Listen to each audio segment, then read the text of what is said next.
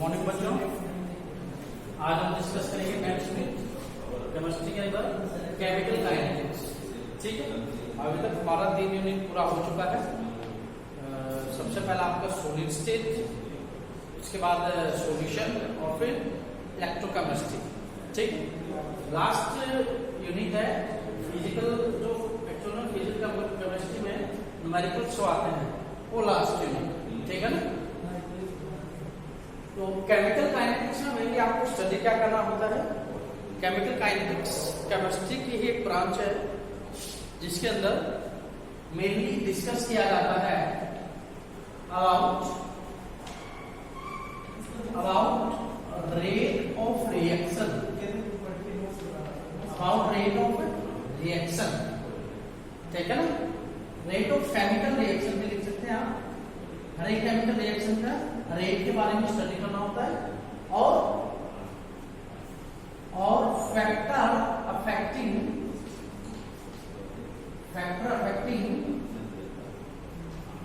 Rate of reaction. Okay, rate of reaction, factor affecting rate of reaction and mechanism of chemical reaction, ये mainly topic cover किया जाता है। Clear. तो chemical kinetics में mainly जो study करना है हमें, वो एक केमिकल रिएक्शन के बारे में स्टडी करना होता है। और क्या क्या चीज स्टडी करनी होती है। सबसे पहले उसका रेट, फिर उस रेट को कौन कौन से फैक्टर अफेक्ट कर रहे हैं, और कोई भी केमिकल रिएक्शन है वो कंप्लीट कैसे होती है, उसका मैकेनिज्म, ये पॉइंट। ठीक है। उससे पहले कुछ बेसिक से क्वेश्चन है केमिकल रिएक्शन को लेके। जैसे आप हमें ये बताइए, कोई भी केमिकल रिएक्शन आपने देखा तो आपके दिमाग में क्या क्या क्वेश्चन अराइज हो सकते हैं, क्या क्या क्वेश्चन अराइज हो सकते हैं। भाई सबसे पहला यही है ना कि chemical reaction, any chemical reaction Akash not, chemical reaction होगी या नहीं होगी। ठीक है ना। अगर हुआ तो टू विच एक्सटेंट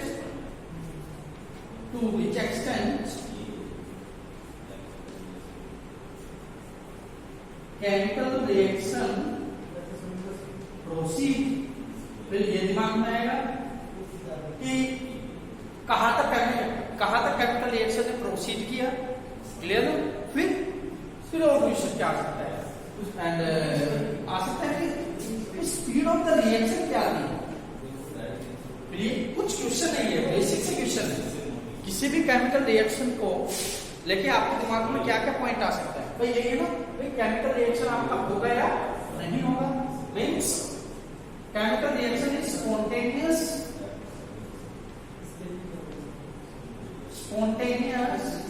और नॉन स्पॉन्टेनियस। क्लियर है ना। स्पॉन्टेनियस और नॉन स्पॉन्टेनियस मीन्स फिजिबल है या नहीं है, फिजिबल है या नहीं है। उसके बाद कोई भी रिएक्शन कितने एक्सटेंट तक चली, कहां तक चली भाई कोई भी रिएक्शन, कितना प्रोडक्ट बना, उसके बाद speed of the reaction. Actual में जो स्पीड ऑफ द रिएक्शन है ना, वही हमारा क्या है, rate of the reaction. Speed और रेट मीनिंग दोनों का सेम है। Speed and rate of the reaction का मतलब है कि वो केमिकल रिएक्शन किस स्पीड से हुई, कितना जल्दी खत्म हुआ, कितना जल्दी रिएक्टर प्रोडक्ट के अंदर बदला। ओके, देखिए तो आपको ये 12th क्लास के अंदर है और 11th क्लास के अंदर कुछ यूनिट आई थी आपकी, थोड़ा याद हो, आपको रिमाइंड कीजिए। थर्मोडायनामिक्स से आपको इजीली पता लग सकता है कि कोई भी केमिकल रिएक्शन होगी या नहीं होगी। मीन्स स्पॉन्टेनियस और नॉन स्पॉन्टेनियस नेचर आप क्या कर सकते हैं, चेक कर सकते हैं। कैसे स्पॉन्टेनियस है तो आप क्या करते थे, गिव्स फ्री एनर्जी का सिंबल चेक करते थे आप। अगर नेगेटिव आता है तो पक्का हो कैसा हो जाएगा स्पॉन्टेनियस, और नॉन स्पॉन्टेनियस के लिए डेल जी का सिंबल कैसा आ जाएगा, बोलो पॉजिटिव। और डेल जी का वैल्यू अगर 0 है तो कैसा हो जाएगा, इक्विलिब्रियम पे हो जाएगा ना रिएक्शन आपका। Okay, to which extent chemical reaction proceed, कहां तक प्रोसीड किया, ये सारा का सारा टॉपिक आपको कवर किया गया था। कहां किया गया था, बहुत इंपॉर्टेंट यूनिट है इक्विलिब्रियम। किससे? इक्विलिब्रियम। क्लियर है ना? ओके। और स्पीड ऑफ द रिएक्शन, किसी भी केमिकल रिएक्शन का स्पीड क्या था, यही तो हमें यहाँ पढ़ना है, यही तो टॉपिक आपको कवर करना है यहाँ कि केमिकल काइनेटिक्स है क्या। केमिकल काइनेटिक्स में मेनली आपको स्टडी करवाया जाता है किसका, कि कोई भी केमिकल रिएक्शन है वो किस स्पीड से कंप्लीट होती है, और किसी भी केमिकल जो रिएक्शन है उसके स्पीड को अल्टर कौन कौन कर सकता है, फिर कौन इनको इंक्रीज कर सकता है स्पीड ऑफ द रिएक्शन, तो कौन डिक्रीज कर सकता है। साथ में एक फैक्टर और है क्या, एक पॉइंट और है कि कोई भी केमिकल रिएक्शन कंप्लीट कैसे होगी, पाथ क्या होगा, the way of completing of a chemical reaction कैसे कंप्लीट होता है, उसको मैकेनिज्म बोलते हैं। उसको क्या बोलते हैं? मैकेनिज्म। तो थोड़ा सा मैं आपको यहाँ बता दूं कि केमिकल रिएक्शन होगी या नहीं होगी, इसको चेक करने के लिए गिब्स फ्री एनर्जी आपके नेगेटिव होना चाहिए। जब थर्मोडायनेमिक्स से आया ये वाला फॉर्मूला, थर्मोडायनेमिक्स से, ठीक है ना, कैसा फॉर्मूला है कि del G equal to del H minus T del S, तो ये वाला फॉर्मूला यूज करते हैं। एक आप इलेक्ट्रोकेमिस्ट्री में अभी आप पढ़ के आए हैं, वहां से आपने स्टडी किया होगा। जैसे हमने आपको बताया था कि क्या जिंक रोड को कॉपर सल्फेट सॉल्यूशन के अंदर स्टोर कर सकते हैं, ये आपके पास एक वेसल था, उसके अंदर क्या है, कॉपर सल्फेट का सॉल्यूशन है, और जिंक रोड क्या उसके अंदर स्टोर कर सकते हैं। मींस क्या zinc road copper sulphate solution के साथ रिएक्शन करेगा, कुछ ऐसा हमारा एग्जांपल से काफी एग्जांपल अपने सोल्व किए। तो यहां से भी एक पॉइंट निकला था, नियरेस्ट इक्वेशन को फर्दर हमने सोल्व किया और रिलेशन निकाला गिब्स फ्री एनर्जी और E not of the cell, electrical work done जो हुआ था, तो वहां से भी हमारा फॉर्मूला निकला क्या, del G equal to del G not minus n F E not of the cell. याद रखिए कोई भी रिएक्शन होगी या नहीं होगी, स्पॉन्टेनियस नेचर चेक करने के लिए, रिएक्शन का स्पॉन्टेनियस नेचर चेक करने के लिए दो फॉर्मूला यूज किया जा सकता है। और कौन सा, एक तो थर्मोडायनेमिक्स से ये आया, और एक जब इलेक्ट्रिकल वर्क डन हुआ तो उस केस में जो ये आपका निकला del G not equal to minus n F E not of the cell. Terms जो भी आया है वो हम जानते हैं। एन का मतलब है रेडॉक्स रिएक्शन की इलेक्ट्रॉन लो से गेन में, फैराडे कांस्टेंट, और E not of the cell EMF और सेल पोटेंशियल। क्लियर? ओके, तो ये कुछ बेसिक था। अब हम एक्चुअल में चलेंगे केमिकल काइनेटिक्स के अंदर कि केमिकल काइनेटिक्स में है क्या। ठीक है, देखिए कि केमिकल काइनेटिक्स है रेट ऑफ रिएक्शन के बारे में स्टडी करेगा। तो जैसे जनरली बोला जाए केमिकल रिएक्शन के बारे में अगर बोला जाए तो केमिकल रिएक्शन को आप जैसे स्पीड के बेस पे डिवाइड करो, उसके रेट के बेस पे डिवाइड करें, तो कैसे बता सकते हैं आप। देखो कई रिएक्शन ऐसे होते हैं जो बहुत फास्ट हो जाते हैं, कई रिएक्शन ऐसे होते हैं जो वेरी फास्टली हो जाते हैं। और ये वाली जनरली रिएक्शन कहां पे होती है, आयनिक रिएक्शन के अंदर होती है। इसके अंदर आयनिक कंपाउंड के अंदर जो रिएक्शन होती है उसके अंदर जनरली कैसी रिएक्शन होती है, बहुत फास्टली होती है। सेकंड के कुछ हिस्से में ही रिएक्शन हो जाती है, माइक्रो सेकंड में रिएक्शन हो जाती है। क्लियर है ना? जैसे NaOH HCl को डिसॉल्व किया जाए दोनों को, आपको फटाफट साल्ट बना के देते। कुछ ऐसी रिएक्शन होती है बहुत स्लो चलती है, वेरी स्लो। आपके दिमाग में आ गया होगा, जुड़ गया होगा पॉइंट कौन, रस्टिंग ऑफ आयन। हम कुछ ऐसा एग्जांपल ले रहे हैं जो आपने डेली लाइफ में ऑब्जर्व किया होगा। क्लियर है? कुछ ऐसी रिएक्शन होती है मॉडरेट रेट वाली, मॉडरेट मींस भाई ना तो ज्यादा क्या हो फास्ट हो, ना ही ज्यादा क्या हो स्लो हो, उनके बीच वाला। और एक्चुअल में इन्हीं रिएक्शन का हमें स्टडी करना है कहां, केमिकल काइनेटिक्स से। क्लियर है? ओके, तो देखिए आप रेट ऑफ रिएक्शन को हमें एक्सप्लेन करना है। तो क्रम हम लेके चले, रेट ऑफ रिएक्शन क्या है। सबसे पहले पढ़ेंगे रेट ऑफ रिएक्शन, थ्योरेटिकल फिर न्यूमेरिकल, और उसके बाद value factor effective rate of reaction. Rate of reaction क्या होता है? मान लो आपने क्या लिया, एक जनरल रिएक्शन लिया A to B, क्लियर? ये आपका कौन हुआ? रिएक्टेंट, और ये क्या हुआ आपका? प्रोडक्ट, क्लियर है ना? अज्यूम करो इसका 10 ग्राम लेके चले आप, इनिशियल स्टेज में 10 ग्राम लेके चले, रिएक्शन अभी शुरू नहीं हुआ है, 0 सेकंड पे है, मान लो 1 मिनट हो गया, तो ये बताइए यहां से क्या होगा? यहां से तो डिक्रीमेंट शुरू हो जाएगा, रिएक्टेंट की कंसंट्रेशन, रिएक्टेंट का अमाउंट क्या होने लग जाएगा? डिक्रीज। अच्छा, धीरे धीरे प्रोडक्ट का अमाउंट क्या होने लग जाएगा? क्या होने लग जाएगा? इंक्रीज होने लग जाएगा, धीरे धीरे क्या होने लग जाएगा? इंक्रीज। मतलब क्या हुआ कि जब भी कोई केमिकल रिएक्शन होती है, जब भी कोई केमिकल रिएक्शन होती है, तो रिएक्टेंट और प्रोडक्ट का जो अमाउंट होता है, रिएक्टेंट और प्रोडक्ट का जो कंसंट्रेशन होता है, अमाउंट होता है, उसमें चेंजमेंट आता है, उसमें चेंजमेंट आता है, और वो जो चेंज आता है, अमाउंट या कंसंट्रेशन में चेंज आता है, वो डिपेंड करता है विद रिस्पेक्ट टू किसके? टाइम।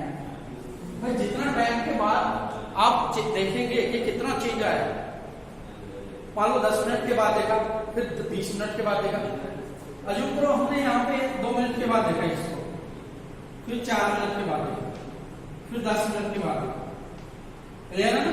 भाई 2 मिनट के बाद मान लो ये 8 ग्राम बचा, तो इधर भी कुछ बना होगा, फिर मान लो ये 4 मिनट के बाद देखा तो 6 ग्राम बचा, तो इधर भी कुछ बना होगा, क्लियर है ना? तो रेट ऑफ रिएक्शन को आप कैसे बता सकते हैं?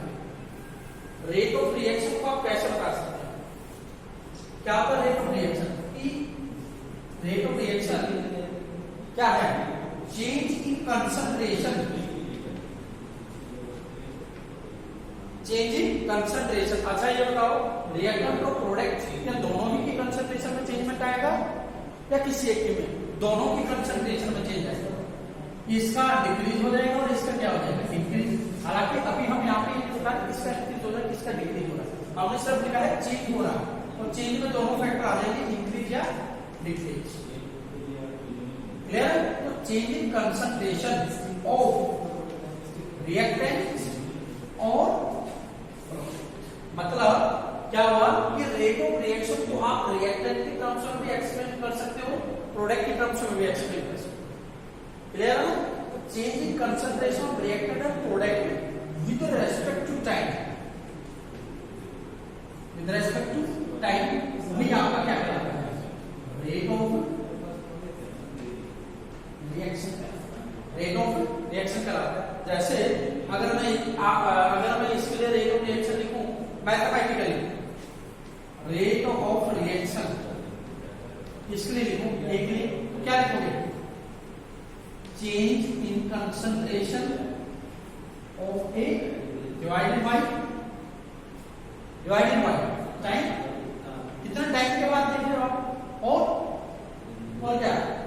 Change in concentration of B का मतलब प्रोडक्ट डिवाइडेड बाय टाइम, जो भी टाइम। खास बात ये है दोनों ही टर्म्स जो चेंज आएंगे वो दोनों ही डायरेक्ट है, इक्वल है। अच्छा मैथमेटिकली इसको देखिए, इस चेंज को आप कैसे लिखेंगे, रेट को कैसे लिखेंगे? चेंज इन कंसंट्रेशन डेल, कितना चेंज आएगा इसकी कंसंट्रेशन में, हम यहाँ कंसंट्रेशन को बनाएंगे ऐसे लार्ज ब्रैकेट, मोलर कंसंट्रेशन को बता रहे हैं, क्लियर? ओके, और ये टाइम पे क्या चेंजमेंट है, और ये किसके इक्वल है? B, product change in molar concentration of product B divided by del, time पे कितना चेंजमेंट है वो चीज आपका, ये आपका रेट ऑफ रिएक्शन। एक खास चीज हो है इसके अंदर, क्या भाई? कि टाइम के साथ कोई भी केमिकल रिएक्शन प्रोसीड कर रहा था तो टाइम के साथ एक ही कंसंट्रेशन में रिएक्टेंट की कंसंट्रेशन में डिक्रीमेंट देखने को मिल रहा था, इसलिए यहाँ पे हमें क्या लगा देना है? नेगेटिव। ये आपका एग्जैक्ट क्या हो जाएगा? Rate of reaction with respect to reactant A, और ये क्या हो जाएगा? इंक्रीज हो रहा है तो हमें यहाँ पे क्या लगा देना है? प्लस। ये क्या हो जाएगा? Rate of reaction with respect to product B. ये माइनस और प्लस जो आपके सिंबल है, सर इस चीज को मेंशन कर रहे हैं कि concentration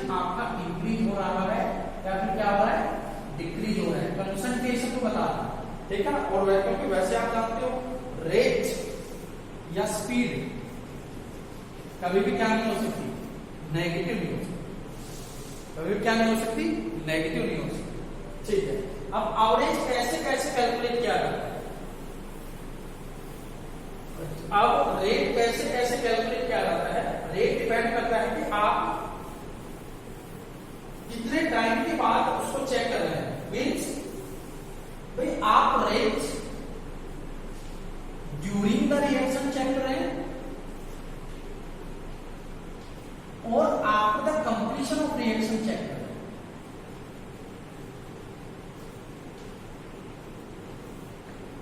after the complete of reaction check कर रहे हैं, ये दोनों चीजों पर डिपेंड है, ड्यूरिंग द रिएक्शन और after the complete of reaction. जब after the complete of reaction check करें, इसका मतलब आप लार्ज इंटरवल ऑफ टाइम पे चेक कर रहे हैं, यही है ना, लार्ज इंटरवल ऑफ टाइम पे। और ड्यूरिंग द रिएक्शन चल रही है, आप बार बार उसके अंदर देख रहे हैं, तो उसका मतलब क्या है, स्मॉल इंटरवल पे देख रहे हैं आप, इस पे देख रहे हैं स्मॉल इंटरवल पे, ठीक है ना। तो है क्या, जब आप अज्यूम करो जैसे मान लो A टू B का ये डिस्टेंस है, A टू B का, ठीक है ना, और इसका डिस्टेंस जो है ये 10 किलोमीटर है, 10 किलोमीटर, ठीक है। आप चले यहां से एक पॉइंट से चले B की तरफ और B पे पहुंच गए। अज्यूम करो कि आपने यहां पे पहुंचने में लगाया 10 मिनट, आपने क्या लगाया 10 मिनट। अब मैं आपसे पूछूं कि आपकी स्पीड क्या थी, आपकी स्पीड क्या थी बताइए। मतलब मैं कब पूछ रहा हूं आपसे, जब आप वहां 20 पॉइंट पे पहुंच गए तब, ठीक है ना। ओके, तो तब आपकी स्पीड पूछता हूं। एक तो इस तरह से रेट निकाला जाता है, दूसरा कैसे निकाला जाता है, रेट स्पीड दोनों एक पॉइंट पे, कि मान लो आप यहां पे जा रहे हैं, बीच में 2 किलोमीटर पर पहुंचे, तभी हमने आपसे पूछा, फिर बीच में पहुंच रहे हैं 4 किलोमीटर पे, फिर पूछा आपसे, फिर 6 किलोमीटर पे फिर पूछा, बार बार आपसे पूछा पर्टिकुलर इंस्टेंट पे, तो वो अलग तरह का रेट होता है, वो अलग तरह का रेट होता है। तो एक जब हमने कंप्लीट आपका A to B point, A से B पॉइंट पे पहुंचने के बाद पूछा, वो आपका क्या होता है, after the complete of reaction, उसको कहते हैं एवरेज रेट। क्या कहते हैं उसको, एवरेज रेट, क्लियर है ना। ओके, वो जो छोटे छोटे इंटरवल पे पूछा जाता है वो कौन सा रेट कहलाता है, जो रिएक्शन के दौरान पूछा जाता है वो कहलाता है इंस्टेंटेनियस रेट। क्या कहलाता है, इंस्टेंटेनियस रेट, क्लियर है। और जो एवरेज रेट होता है जनरली कॉम्प्लेक्स रिएक्शन के लिए यूज किया जाता है, और जो इंस्टेंटेनियस रेट होता है वो जनरली एलिमेंट्री रिएक्शन के लिए चेक किया जाता है। एलिमेंट्री, क्लियर है ना, एलिमेंट्री रिएक्शन के लिए, एलिमेंट्री का मतलब होता है कब वो रिएक्शन जो एक ही स्टेप में कंप्लीट हो जाए, एक ही स्टेप। और कॉम्प्लेक्स रिएक्शन क्या होता है, which complete is more than one step, एक स्टेप से ज्यादा रिएक्शन थोड़ा कॉम्प्लेक्स, क्लियर है ना। ओके, उसके बाद अब एवरेज जो इंस्टेंटेनियस रेट है उसमें और क्या डिफरेंस हो सकता है। देखिए, जो एवरेज रेट है आपका, एवरेज रेट अभी हमने पूछा 10 किलोमीटर से 10 किलोमीटर का डिस्टेंस आपने कवर किया 10 मिनट के अंदर, तो मैं कहूँ आपका स्पीड क्या था, तो आप कहेंगे सर 1 किलोमीटर पर सेकंड पर मिनट, मतलब कि आपने 1 मिनट के अंदर 1 किलोमीटर निकाला, 1 किलोमीटर जो डिस्टेंस था वो 1 मिनट के अंदर कवर किया, ये आपका एवरेज रेट है, औसतन बताया। अब सोचो क्या एक्चुअल में आपने हर 1 किलोमीटर जो 1 किलोमीटर का डिस्टेंस था क्या वो 1 मिनट में कवर कर लिया था, क्या हर 1 मिनट में कवर कर लिया था ये वाला, नहीं, क्योंकि बीच में आपका जो जिस रोड पे आप जा रहे थे उसमें कुछ ऐसे फैक्टर आने होंगे, ऐसे स्पीड ब्रेकर होंगे, कुछ ऐसा रोड भी खराब हो सकता है, स्पीड आपकी अप डाउन हो सकती है। तो ड्यूरिंग द रिएक्शन पूछा जाता है तो स्पीड आपकी क्या होती रहती है, चेंज होती है। और after the completion of reaction पूछा जाता है तो उसको क्या कहते हैं, एवरेज रेट है। क्लियर है ना? ओके। अब जनरली जैसे पॉइंट आपको बताया जाए, इंस्टेंटेनियस रेट को मैथमेटिकली लिखते कैसे इंस्टेंटेनियस रेट, जैसे रिएक्टेंट की प्रोडक्ट लेंगे तो लिखेंगे कैसे? सबसे पहले बात, रेट कैसा भी हो, इंस्टेंटेनियस हो या एवरेज हो, रिएक्टेंट और प्रोडक्ट दोनों की टर्म्स में लिखा जा सकता है। तो इसको लिखिए, आप इसको लिखेंगे इंस्टेंटेनियस रेट, रेट है इंस्टेंटेनियस। क्लियर है ना? कैसे लिखोगे? इंस्टेंटेनियस रेट है मींस छोटे छोटे इंटरवल में पूछा गया है, तो चेंजमेंट भी कैसा है, छोटा। तो आप उसको मेंशन करेंगे डी और डी से। याद रखो आर के रेस्पेक्ट में कितना चेंजमेंट है, ये रिएक्टेंट के लिए ना, और रिएक्टेंट के लिए हमेशा कैसा लगाओगे, नेगेटिव। ऐसे प्रोडक्ट के लिए लिख दीजिए क्या है, डी ओवर पी और डी पी। अच्छा, प्रोडक्ट के लिए तो प्लस सिंबल, और ये दोनों रेट हमेशा क्या है, इक्वल रहते हैं। ऐसी हो रेट लिख के देखिए आप, एवरेज रेट इस रिएक्शन के लिए, रेट एवरेज कैसे लिखेंगे बोलो, लार्ज डिफरेंस आएगा। लार्ज डिफरेंस के लिए आपको क्या करना, del change in molar concentration of R और del T with negative symbol. इसके लिए आप लिख के दिखा दो, प्रोडक्ट के लिए प्लस डेल पी और डेल टी, ऐसे है। बस इसी को आपको फर्दर आगे क्या करना है, प्रोसीड।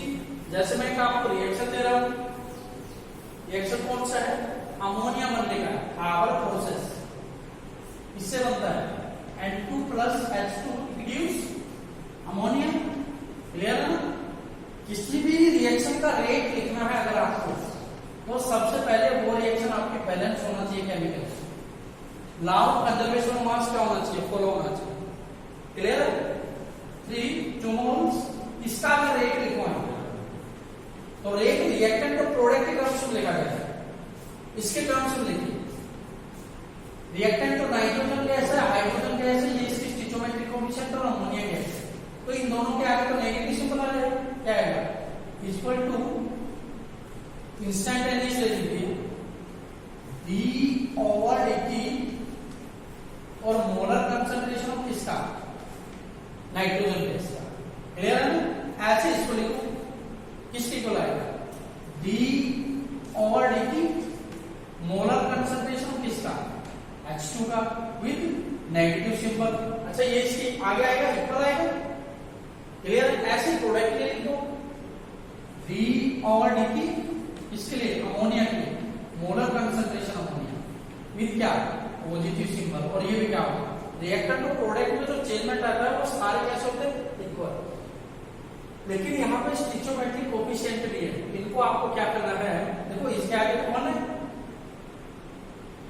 अगर ऐसे मल्टीप्लाई में है तो उसको हमेशा 1 बाई ऐसे लिखो, और इसके लिए क्या करना है आपको 1 बाई 3, और इसके लिए क्या करते हो 1 बाई 2, जो भी आपका करना है। जैसे एक और रिएक्शन अगर मैं लिखूं आपके लिए एग्जांपल के तौर पे लिखिए 4x + 3y it gives 5r, इसके लिए लिखिए। क्लियर? एक और आपके लिए कैल्शियम का कार्बोनेट है, जब आप इसको गर्म करते हैं तो कैल्शियम का ऑक्साइड प्लस क्या देता है, CO2 देता है, इसके लिए लिखते दिखाइए हमें। क्लियर? कुछ रिएक्शन और देख लो। आज आपको सर रेट ऑफ रिएक्शन लिखना सीखना है। क्लियर? ओके, और आप लिख लीजिए CH4 plus O2 it gives CO2 plus H2O C6H6 plus O2 it gives CO2 plus H2O। Clear है ना? ऐसे आप लिख लीजिए, सभी के रेट ऑफ रिएक्शन लिखना है। PCl3 PCl5 on heating gives what, PCl3 plus Cl2। Clear है ना? ओके, ऐसे जिंक सल्फाइड है plus O2 it gives zinc oxide plus SO2, इसको आप कंप्लीट करके लिख सकते। कोई भी कैसा भी केमिकल रिएक्शन आ जाए उसके लिए लिखना है। लास्ट में आखिर में क्या है कि रेट ऑफ रिएक्शन का यूनिट क्या होता है ये और देख लीजिए। उसके बाद न्यूमेरिकल आपको नेक्स्ट टाइम हम करवाएंगे। रेट ऑफ रिएक्शन तो चेंज इन कंसंट्रेशन ना, चेंज इन कंसंट्रेशन कौन सी कंसंट्रेशन, मोलरिटी वाली, क्लियर है ना, मोलरिटी वाली कंसंट्रेशन। क्या है मोलरिटी का फॉर्मूला क्या होता है, मोल्स पर यूनिट वॉल्यूम, तो मोल्स पर लीटर, ठीक है ना। तो यही तो आता है ना डी और dt, और क्या कंसंट्रेशन रिएक्टेंट का या फिर किसका, प्रोडक्ट का, नेगेटिव सिंबल। अच्छा इसका मोलर कंसंट्रेशन तो क्या आएगा बताइए, मोल्स पर लीटर, और टाइम किसमें हो गया, टाइम सेकंड में ले सकते हो और आपका मिनट में भी ले सकते हैं, लेकिन ऐसा यूनिट क्या होता है, ऐसा यूनिट क्या होता है सेकंड, तो नीचे सेकंड है तो इधर क्या आ जाएगा सेकंड। रेट ऑफ रिएक्शन का यूनिट क्या होगा, ये होगा। इसके लिए आप लिख के देखिएगा, नेक्स्ट टाइम हम आपको क्या करवाएंगे न्यूमेरिकल्स। याद रखिए किसी का भी अगर आपको रेट ऑफ रिएक्शन लिखना है तो वो केमिकल रिएक्शन आपकी क्या होनी चाहिए, balance, law of conservation of mass क्या होना चाहिए आपका, फॉलो होना चाहिए। ओके।